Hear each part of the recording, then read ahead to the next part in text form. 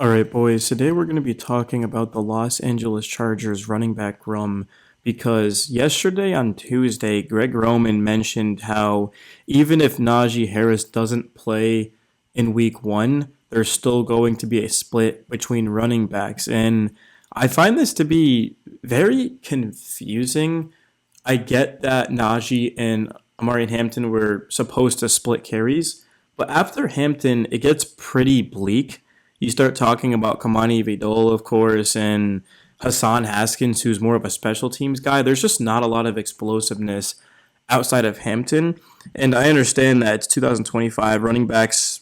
Not to say they aren't bell cow like Saquons and the Bijan Robinsons of the world, like they exist, but it's pretty common that teams do spread out the carries to ensure longevity. But I just don't see why you do that. This is year one of Hampton. He's a rookie. Use a first round pick on him. I say just give him the ball and really run him to the ground. I mean, the Chargers are trying to get a Super Bowl. They're already down Rashawn Slater, arguably the second most important player on the team outside of Justin Herbert. That's just my opinion. Feel free to let me know. Now, this, of course, is coming in the sense of if Kamani Vidal is the running back three, which he is on the depth chart. But if you go and you look at the preseason, you know who I've been super impressed with, and that is Rocket Sanders, Raheem Sanders, 10 for 42, 4.2 yards per carry, and a touchdown. He's looked very promising for the Bolts, and of course, he's a rookie. He's a guy that nobody was talking about coming into training camp, or at least the majority of people weren't. And he's looked explosive to me. And when your nickname's the Rocket, it kind of makes sense here. So I wouldn't mind at all if Hampton gets like the majority of the touches and then Sanders gets the rest. I just don't see the Chargers doing that. We know Hassan Haskins is going to make the roster for special teams. Amari Hampton, Najee Harris are locks. Who's going to be that other back? Because the Chargers aren't carrying five running backs. So that to me, that is a concern. It's just so important in the NFL, especially back in the day, but even today in football, you've got to be able to run the ball. You've got to have the threat of that. You can't just drop back 40, 50 times and air it out. That's not going to win, as we've seen with the Eagles and even the Chiefs when they were winning Super Bowls. I mean, of course, yeah, like the early stages, they were airing it out, things like that. But lately, it's been running the ball, establishing play action, being efficient. That's something the Chargers just weren't capable of doing last year. J.K. Dobbins, when playing, I thought was pretty good, but overall, of course, the Chargers' interior line sucked. And Dobbins, as good as he is, he's not a number one running back. He's never really been that in his career. He's sort of a guy that you carry with a Gus Edwards, for example, with Greg Roman. He's not an every down type of back that's going to be able to last, and that's what Najee Harris has been, and he's supposed to be. He's played in every single game in his career, all 68 of them. It's not looking like he's going to be good to go, though, in week one. Even though he is progressing, he's still dealing with a scary eye injury that he suffered over 4th of July weekend, of course. So it's going to be next man up. Amari Hampton out of North Carolina. This is why he was brought in, was to be a game changer out of the backfield. And running backs seemed to go earlier and earlier. Well, there was a point in time where taking a running back in the first round was seen as preposterous, but now it's sort of a common theme. We see it more and more. And the reason for that is, well, of course, you get the rookie deal. So you have them for 5 years to that point, and you kind of run them to the ground, and then you move on. I don't think the Chargers plan to do that, which is why they're going to split the carries, but it's more so of it just feels like the Chargers are wasting Justin Herbert. Like to this point, he's been to the playoffs 2 times, hasn't even gotten out of the wild card round.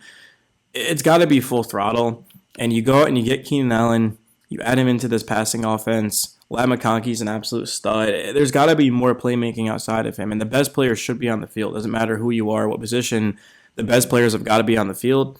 And that's why I want to see more of Amari Hampton. Even if Najee Harris was fully healthy, I still would preferably lean towards Hampton just because we kind of know who Najee Harris is. He's a guy that he's going to average 4 yards per carry.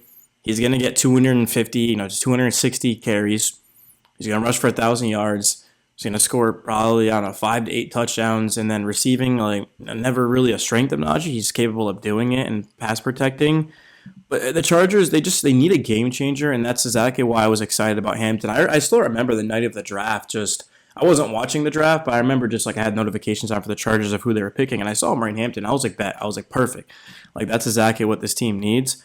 And I just think week one is going to be massive. I don't even think, I know week one's going to be massive just from what I saw at Hampton in camp and OTAs and the preseason. I just like him a lot. Of course, we haven't really seen too much of it. Like it's the preseason, they're not gonna give him a ton of carries.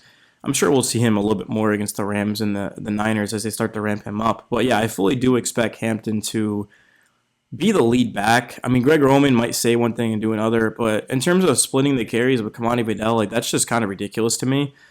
I don't even think Kamani should even probably make the roster. I just don't see the benefit to that, to be honest, especially with how Rocket Sanders has run the ball. I know that it's up to Harbaugh and his staff and like things like that, but we haven't really seen enough to be able to justify that. And I would just love to see the rookies get the carries. If I'm being honest with you, they're going to be super fresh, ready to go.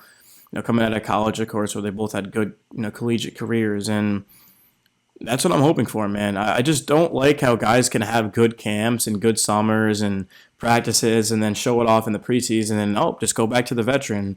I just don't understand that. What's the point of even giving them an opportunity if they sort of exceed it and then don't get that opportunity? So, yeah, hoping that Greg Roman honestly makes the right decision here, whether or not he just uses Hampton as a bell cow until Najee's ready to go, or he just promotes Sanders and it takes Vidal off of the 53-man roster. But I feel like I've just been watching and covering that. Like I've been doing this every day, and I know what I'm seeing, whether that be just from like the reports or seeing it with my own eyes. I know enough to believe that the Chargers have a lot of talent in the running back room. They just got to utilize it too, because the less Herbert has to do, the better. We don't want the Chargers to be forced into situations to where they're just a drop back passing team, like shotgun. Like no, get under center, run the football. Play action off of it, of course. Play action and shotgun's never as effective as it is under center. Like we kind of all know that to this point. And the Chargers take on the Chiefs week 1. So like what better opportunity than to just let Hampton go to work and show Azaka why he's the reason the Chargers are now the best team in the AFC West Division. Just having Amari and Hampton to sort of negate the lack of production, because when you have a really good running back, he can make a bad offensive line look good. So in that season, Pipkins played more than 1,100 snaps at right tackle, and in his career, he's played nearly 3,000. You date back to just his earlier years as well. He's kind of moved around, so he should pretty comfortably be able to play right tackle. That's his best position. That's what he said. That's what Jim Harbaugh said the other day, a couple of days ago, to the media. Pipkins, obviously, he's not Rashawn Slater, but I think he's going to be able to hold his own. And Mekhi Becton's also on the line. So I'm not saying that I'm fully optimistic about the line. I've been giving it a lot of issues because it struggled last season and you lose Rashawn Slater. Like I don't know, but I'm just going to remain hopeful and just believe in Pipkins holding his own and Becton transforming the interior